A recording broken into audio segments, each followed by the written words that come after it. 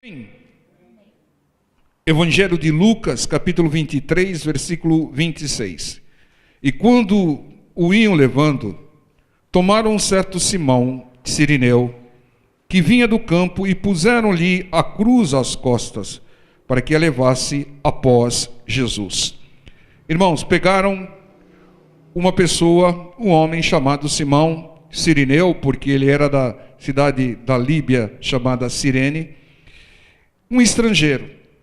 Tomaram essa pessoa para carregar a cruz que o Senhor estava carregando. Na realidade, aquela cruz não era do Senhor Jesus. Aquela cruz era nossa. Os nossos pecados estavam naquela cruz.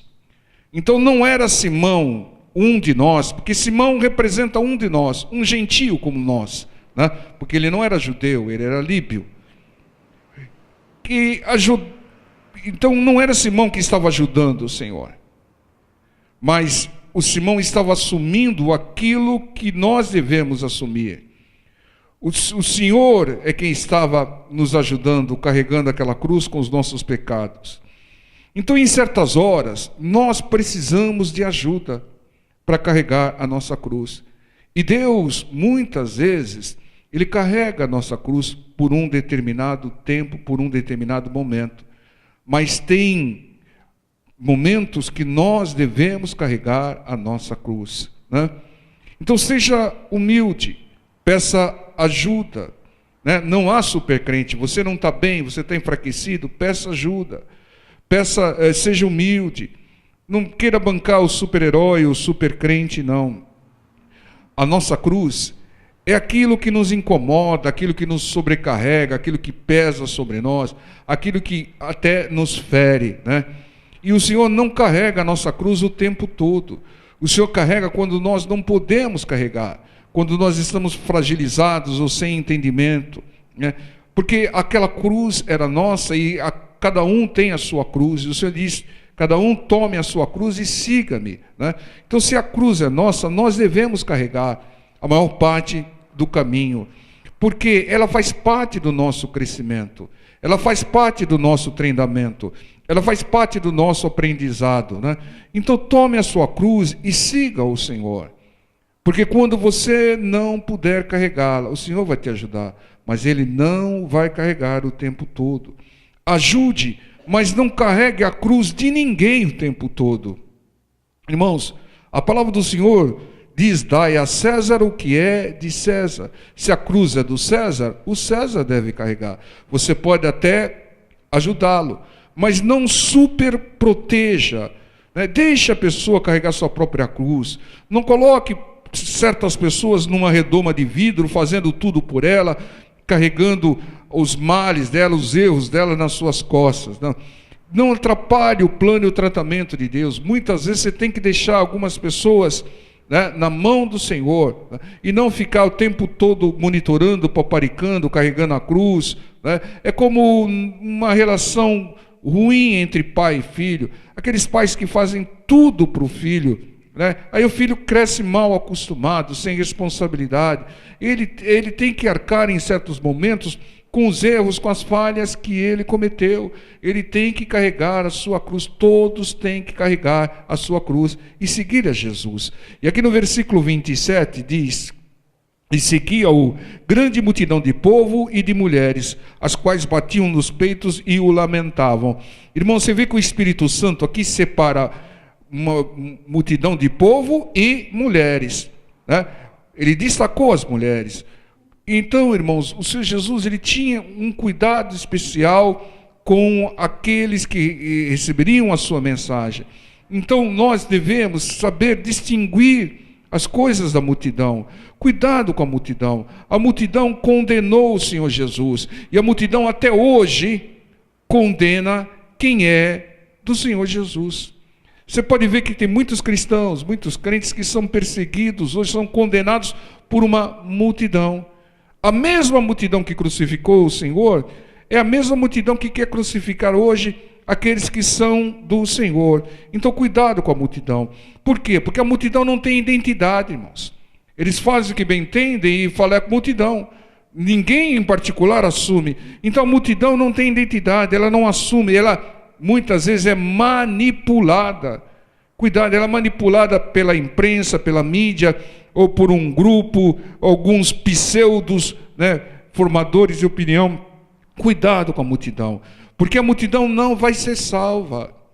A palavra do Senhor diz que poucos é que passam pela porta estreita, né, e muitos é que passam, a multidão é que passa pela porta larga, e a porta larga leva à perdição. Só a porta estreita que leva à salvação. Então não faça, né, o que faz a multidão. Nós não somos da multidão, nós somos sal da terra, nós somos luz do mundo, né? Nós andamos na palavra. A multidão desdenha, brinca, zomba da palavra de Deus, passa por sobre a palavra de Deus, né? A multidão fica com as suas opiniões, os seus valores distorcidos, né? E nós não, nós somos geração eleita, sacerdócio real, povo escolhido do Senhor, né? Nós entramos pela porta estreita, nós sabemos que devemos renunciar à nossa vontade para fazer a vontade de Deus. Não temos mais vontade, a nossa vontade, agora a vontade de Deus. Nós assumimos a vontade de Deus, e é a melhor coisa que nós fizemos nas nossas vidas. E aqui no versículo 28 diz: porém Jesus, voltando-se para elas, disse: filhas de Jerusalém, não choreis por mim, chorai antes por vós mesmas e por vossos filhos, porque eis que hão de vir dias em que dirão: bem-aventuradas as estéreis, está vendo? Bem-aventuradas, e os ventres que não geraram, e os peitos que não amamentaram. Então começarão a dizer aos montes: caí sobre vós, e aos outeiros: cobri-nos. Estavam pedindo aqui até morte. Porque se ao madeiro verde fazem isso, que se fará ao seco? Então o Senhor falou para as mulheres e não para a multidão: não lamentem por mim. Elas estavam lamentando pelo Senhor Jesus. Falou: não lamente por mim, se fazem isso comigo, né, que tenho estrutura, sabedoria para suportar, imagine com vocês e com seus filhos. E o Senhor diz ainda que numa época onde os filhos serão massacrados, ser estéril é ser bem-aventurado. Irmãos, nós temos que entender as coisas de Deus. Muitas vezes Deus nos priva de algumas coisas que pensamos que é um mal até, mas é um grande livramento de Deus, né? Então não lamente por nada. Deus sempre faz o melhor para você, mesmo que você não entenda, mesmo que você não aceite. Em tudo dei graças a Deus. Porque imagine, irmãos, a pessoa ela tem filhos e vê os filhos sendo massacrados. Melhor seria que não os tivesse. É por isso que o Senhor diz: bem-aventuradas as estéreis, né? Porque os seus filhos não serão massacrados, né? Perseguidos, né? Então nós temos que ter esse entendimento que tudo, nós somos de Deus. Tudo que acontece na nossa vida está sob o controle de Deus. Não cai um só fio de cabelo da nossa cabeça sem a permissão do Senhor. Então, se Deus não quer que você tenha isso ou não tenha aquilo, não lamente, confie no propósito de Deus. Lute, persevere, busque todos os recursos. Mas quando o Senhor disser: a minha graça te basta, confia no Senhor, porque é um livramento, irmãos. É um grande livramento. Então, não podemos lamentar. Lembro do caso da Raquel. A Raquel queria tanto ter um filho, orou, Deus deu um filho, José, né? Aí, como a irmã, a outra esposa de Jacó tinha muitos filhos, ela quis ter outro. E aí teimou em ter outro. Sabe o que aconteceu, irmão? Morreu no parto. Morreu no parto. Então Deus estava dando um livramento e ela não entendeu. Ela persistiu em algo que acabou ceifando a sua própria vida. Confie em Deus, seja dirigido por Deus. Deus sabe todas as coisas, irmãos. Muito mais do que nós sabemos. E aqui no versículo 32 e 33 diz: e também conduziram outros dois, que eram malfeitores, para com eles serem mortos. E aqui no versículo 33 diz: e quando chegaram ao lugar chamado a caveira, ali o crucificaram. E os malfeitores, um à direita e outro à esquerda. Crucificado entre malfeitores. Irmãos, era a companhia que o Senhor Jesus queria. Oh, glória, tudo preparado por Deus, né? Ele veio salvar pecadores, né? Porque os sãos não precisam de médicos, diz o Senhor. Ele veio salvar pecadores. E até na última hora, ele estava tentando salvar malfeitores. Veja, irmãos, o nosso Deus, ele fez a obra a vida toda, a obra do Pai. É assim que nós devemos fazer, irmão. Fazer a obra de Deus. Irmão, não existe aposentadoria para um cristão fiel. Não, agora eu me aposentei. Não vou orar mais por ninguém. Para com isso, irmão. Né? Ah, agora não vou mais pregar. Ah, o pastor lá se aposentou. O pastor não se aposenta, irmão. Se o pastor se aposenta, está pedindo para ser recolhido, irmão. Né? Então não tem aposentadoria, não. Até o último minuto o Senhor Jesus estava salvando um malfeitor. E assim tem que ser conosco, irmãos. Até o último minuto a gente tem que dar um bom testemunho, uma palavra, trazer alguém para Jesus Cristo.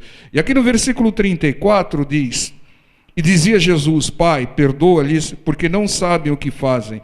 E repartindo os seus vestidos, lançaram sortes. O Senhor usou a arma poderosa da guerra espiritual. Qual é uma das armas mais poderosas da guerra espiritual? O perdão. Pai, perdoe-os, eles não sabem o que fazem. Né? O diabo, ele rouba, e o diabo destrói quem não perdoa. A falta de perdão, a mágoa, o rancor, é um veneno de Satanás na alma de pessoas. Tem que liberar perdão, tem que perdoar a todos os momentos. O perdão limpa o coração, o perdão tira a contaminação, tira o veneno do diabo. Né? Fala para o seu irmão do lado: quem não perdoa tem o coração contaminado. Irmãos, a pessoa que não perdoa, desculpe, fala bem baixinho, ele é burrinha, irmão. Não é inteligente. Não é inteligente. Porque quando você sabe dos benefícios do perdão e dos malefícios que causa não liberar perdão, irmão, só quem for burrinho para não perdoar, irmão, perdoa. Não, eu não quero contaminar meu coração, eu não quero que sentimento do diabo fique no meu coração. Tenha feito o que fez, está perdoado. Isso não significa que depois você vai fazer uma aliança com essa pessoa, né? Que depois você vai continuar financiando ela, dando coisas para ela. Perdão é limpar o coração, perdão é apagar a dívida, mas você não é obrigado a continuar fazendo coisas com essa pessoa. Você tem que analisar. Analisa se vai ser bom, se não vai ser bom fazer uma aliança, fazer aquilo. Mas não significa, irmãos, que liberou o perdão, que você tem que pegar e ter sociedade com a pessoa, tem que ter aliança com a pessoa, fazer isso com a pessoa, emprestar para a pessoa. Não, isso está errado, isso financiar o erro, irmão. Então, muitas vezes, nós falamos essa semana que muitas vezes nós devemos perdoar algumas dívidas, né? E isso não significa que depois você vai emprestar de novo para a pessoa. Né? Tem que perdoar, mas depois o relacionamento futuro você tem que analisar à luz da palavra do Senhor. Mas tem que perdoar. E aqui, irmãos, tem algo espetacular nesses versículos, que diz aqui que sortearam as vestes do Senhor. Irmãos, qual o significado disso? Precisava colocar isso na Bíblia, irmão? Que repartiram lá as vestes do Senhor? Por que o Espírito Santo registrou isso? Ah, pastor, parece ser desnecessário. O que leva a isso? Irmãos, isso é fundamental. Sabe por quê? Porque está escrito lá no Salmo 22. Vamos ver lá, vai. Eu não tinha preparado isso. Salmo 22, 18. Olha o que diz aqui. Repartem entre si os meus vestidos e lançam sortes sobre a minha túnica. Sabe quando é que foi escrito isso, irmãos? Milhares de anos antes. Irmãos. Então, um salmo de Davi. Está escrito milhares de anos antes o que ia acontecer. Repartem entre si os meus vestidos, lançam sortes sobre a minha túnica. Sabe o que significa isso? Que aquilo que estava planejado, programado, há mais de 1000 anos antes, estava se cumprindo. Isso é um marcador espiritual, né? Ou seja, o Espírito Santo fez questão de registrar para dizer: a palavra está se cumprindo. Estava provando, aquilo era uma prova que tudo estava no controle de Deus. Então, lançaram as sortes de acordo com a programação de Deus. Isso prova o controle de Deus, que estava se cumprindo como Deus tinha planejado. Fala para o seu irmão do lado, se está escrito, vai se cumprir. Vai, irmãos.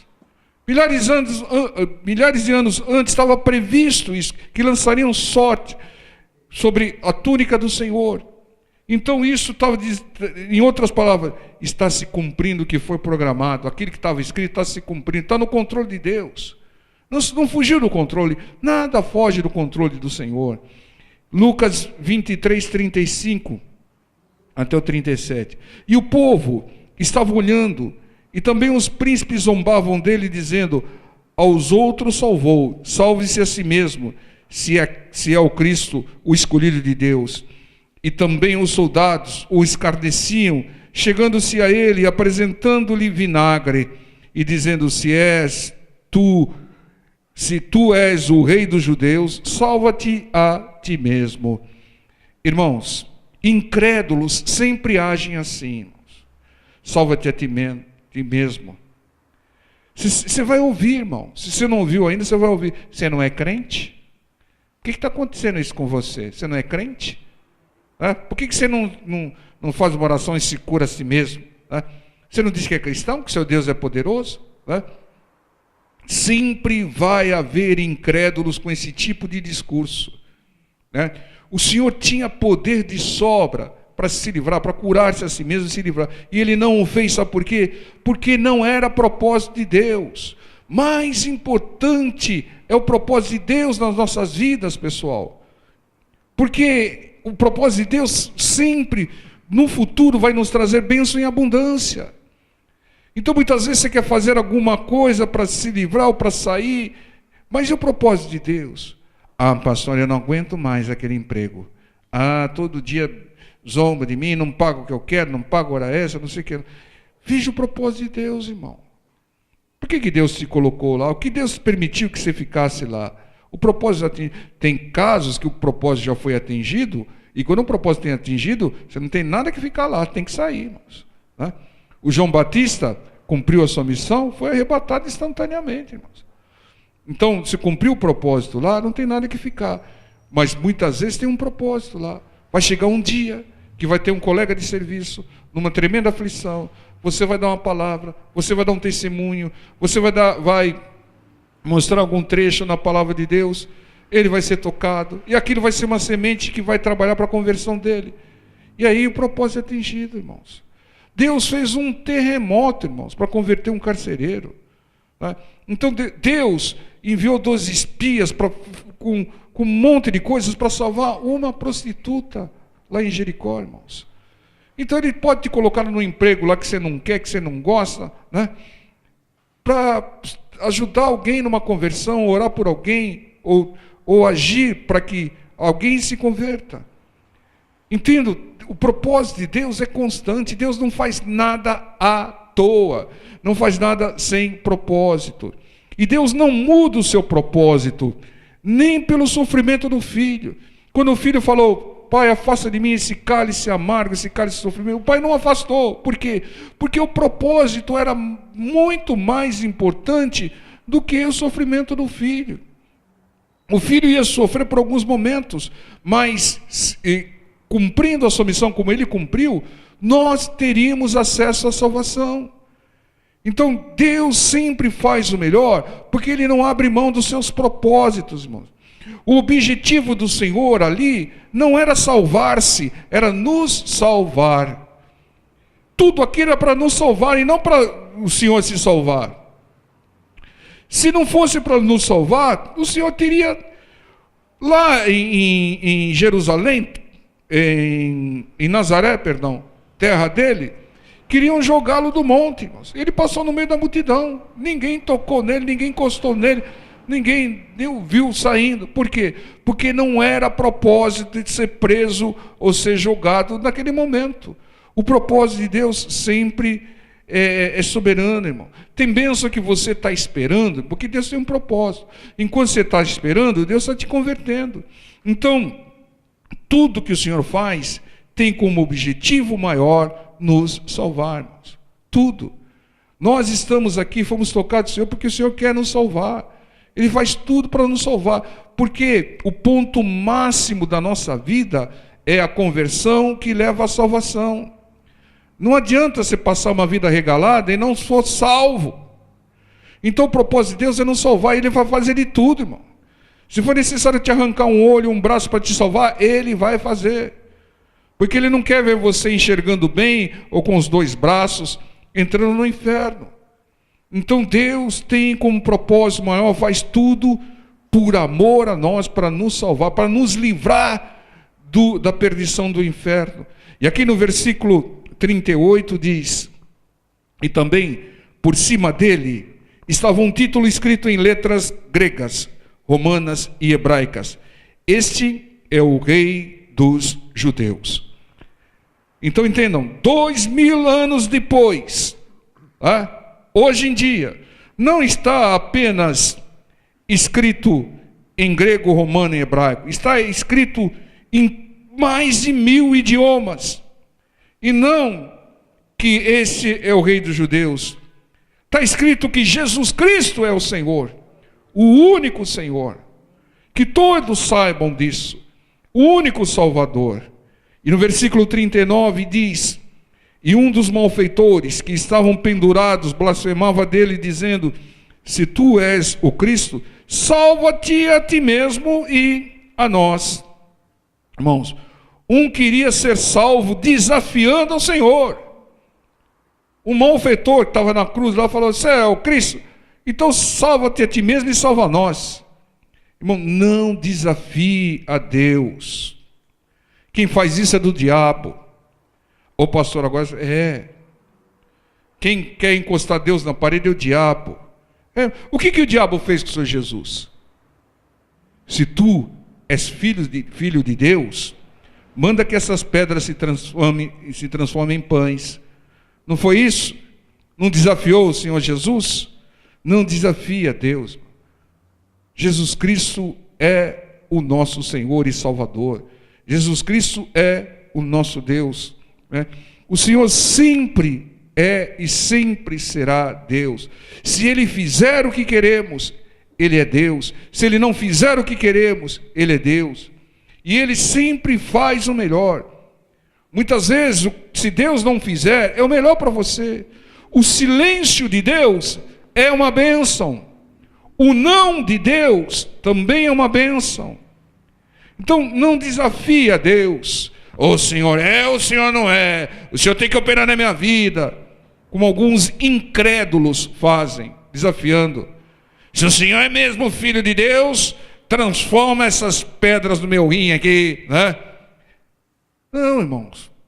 Isso é coisa de incrédulo que não conhece a Deus, daquele agindo como o diabo agiu. Se tu és filho de Deus, manda que essas pedras... Esse desafio, essa afronta, é coisa do diabo. E tem gente fazendo isso, irmão. Misericórdia. Apresente as tuas razões com humildade, diz a palavra do Senhor. Como está lá em Isaías. Apresente as tuas razões.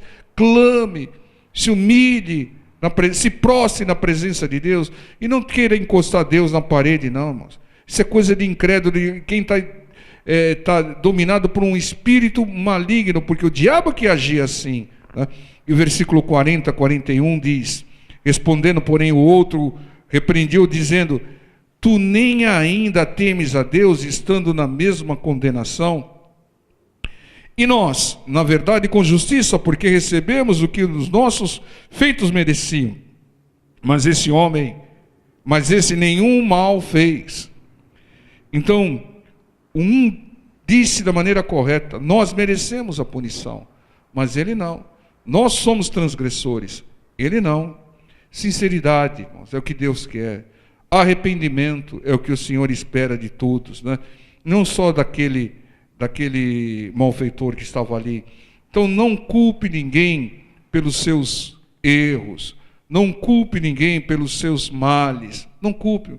Tem pessoas, irmãos, que erram, falham, e a primeira coisa que faz é não reconhecer o erro, é ficar apontando o erro dos outros. Você também faz isso, você fez aquilo, você fez aquilo outro.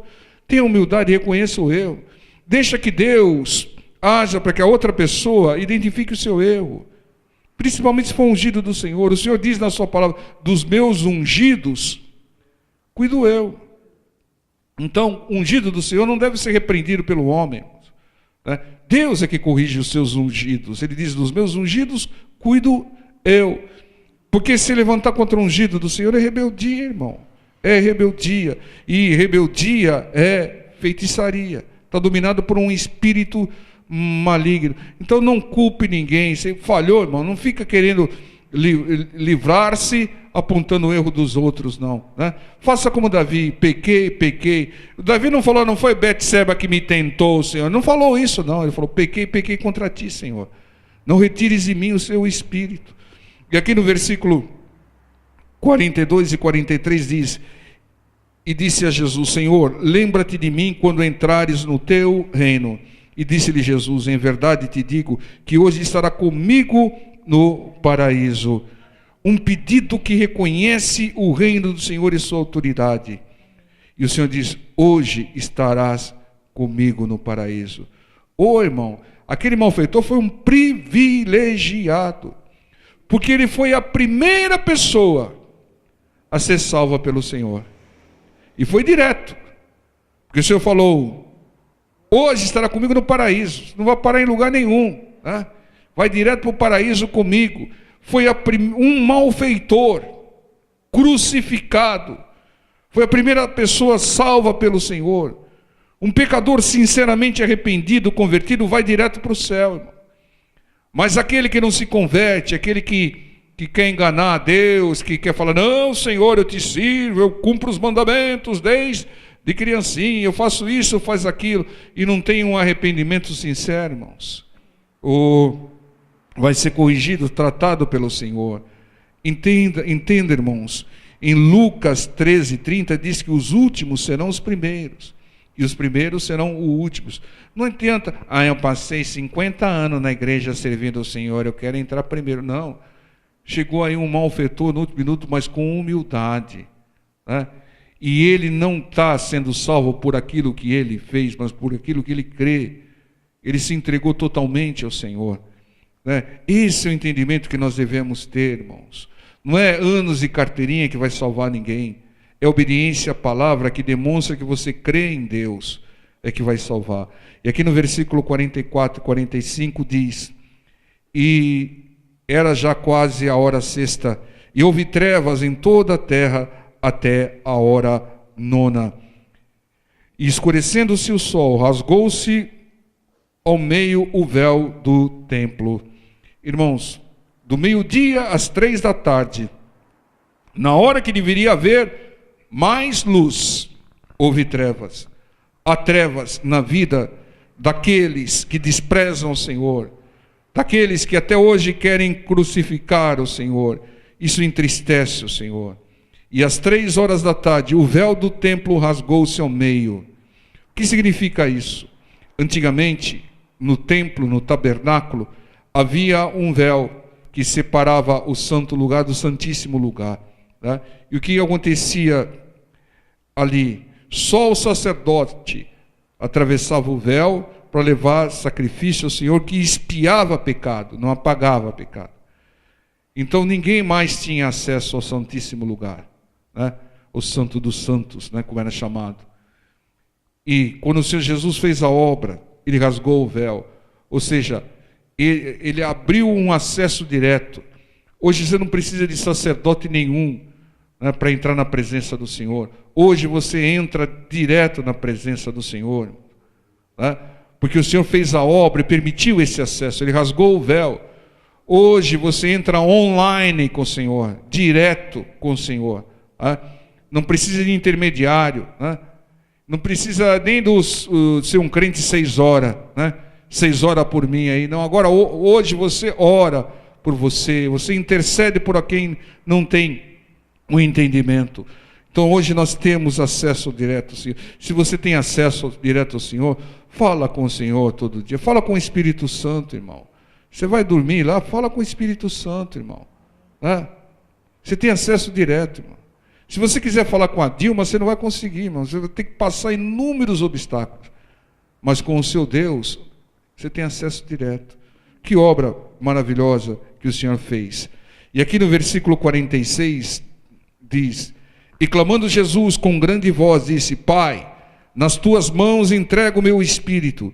E havendo dito isso, expirou, morreu, né? Então ele clamou. Para que ele clamou? Para marcar o término da obra, devolvendo o espírito ao Pai. Para Deus devem retornar todos os espíritos, porque foi Deus que nos deu. Para Deus tem que retornar. O diabo não pode roubar. O diabo não pode levar para o inferno nenhum espírito. Não deveria. Mas muitas pessoas não reconhecem o Senhor. Procuram fazer a vontade do inimigo. E o espírito se perde no inferno. Deus deu, para Deus deve retornar. Viemos do reino dos céus, para lá devemos retornar. É só crer e obedecer a palavra do Senhor. Não deixe o inimigo roubar o seu espírito. Não comprometa a sua salvação. Irmão, você tem que pensar grande, irmão. Você não pode pensar pequeno, você tem que pensar grande. Não, peraí. Se eu fizer isso, vou comprometer minha salvação. Não, mas depois eu peço perdão. E se não der tempo de pedir perdão? Né? E se cair um meteoro na terra e você está com um copo na mão, irmão? E aí? Né? Você vai chegar lá no inferno com um copo na mão. Né? Irmãos. Está num pecado tremendo. E não dá para... Não sei, porque um pecado chama outro, irmão. Um abismo chama outro. Não, é só... Todo mundo faz, é isso. Aquele pastor é radical. Né? Tem até religioso que faz isso. Tem até religioso que fuma charuto. Né? Que bebe isso, que bebe aquilo. Esse pastor está exagerando. Aí você está lá com... Aí se Jesus vem te encontra com um negócio desse na mão, irmão. Você vai ficar, irmão. Já ficou. Né? Então, irmão, você tem que preservar a cada dia a sua salvação. Né? E não fique esperando para confessar o seu pecado amanhã. Não, confesse agora, se acerte agora, irmão. Se acerte agora, porque amanhã você pode não... Né? Amanhã você pode não estar mais aqui, irmão. Estou querendo botar medo de ninguém, mas ninguém sabe o dia de amanhã, irmão. Ninguém sabe. Né? Eu tenho dito aí que todos nós, a cada dia que passa, nós nos aproximamos mais da salvação. E é verdade, irmãos. Né? E ainda perguntei, quem é o sortudo aí que vai ser salvo primeiro? Né? Ninguém levantou a mão. Né? Mas glória a Deus, irmão. Né? Nós temos um futuro bendito, maravilhoso. Né? O ruim é aqui, irmão, que nós temos aflições. Lá não teremos, não. Né? Como diz a palavra. E aqui no versículo 47 e 48 diz: e o centurião, vendo o que tinha acontecido, deu glória a Deus, dizendo, na verdade, esse homem era justo. E toda a multidão que se ajuntara a esse espetáculo, vendo o que havia acontecido, voltava batendo nos peitos. Né? A multidão que estava lá condenando o Senhor, né? Parte estava até se arrependendo. Um centurião estrangeiro reconheceu o Senhor e se converteu, irmão. Até no último minuto aqui.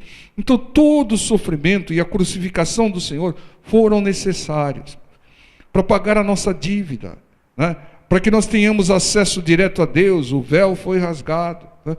Para que saibam e creiam que só há salvação no Senhor, para que nós sejamos salvos, para que a gente vá para um lugar bendito, para que a gente seja promovido, entendo, e não punido. Então não despreze, não torne inútil o sacrifício do Senhor. Não desdenhe o sacrifício do Senhor. Foi a obra mais fantástica sobre a face da terra. Creia e obedeça os ensinamentos do Senhor. Obedeça a sua palavra para você ser salvo, irmão. Porque o Senhor Jesus fez tudo para nos salvar. O que você tem que fazer? Tudo para se salvar. Se você não fizer tudo para se salvar, você está tornando o sacrifício do Senhor inútil. E foi um sacrifício valioso, não há preço que pague. Deus se fez homem e morreu humilhado, torturado, crucificado, para nos salvar, irmãos. Então Deus faz tudo para nos salvar. Você tem que fazer tudo. Você tem que abrir mão de algumas coisas que vão te levar para o erro, para a perdição, irmão. Então, creia e obedeça os seus ensinamentos, sua palavra, e faça tudo para ser salvo. Faça tudo para ter uma vida eterna. E quando você faz tudo para ter a salvação, para ter uma vida eterna, você tem aqui uma vida abundante. Porque quando você está na direção de Deus, na palavra de Deus, as bênçãos de Deus te alcançarão. É o que diz Deuteronômio 28:2. Se obedeceres os meus mandamentos, essas bênçãos virão sobre ti, diz a palavra do Senhor. Então é só obedecer.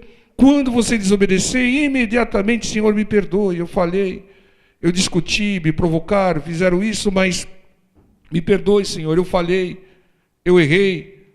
Né? Se acerte com Deus, irmão. Se acerte com Deus, não comprometa a sua salvação. Faça como o Senhor, faça tudo pela sua salvação. Porque foi isso que Deus, que o Senhor Jesus fez, e é isso que Deus faz. Deus faz tudo para nos salvar. Amém, povo de Deus? Vamos estar em pé, vamos estar orando, vamos estar agradecendo a Deus.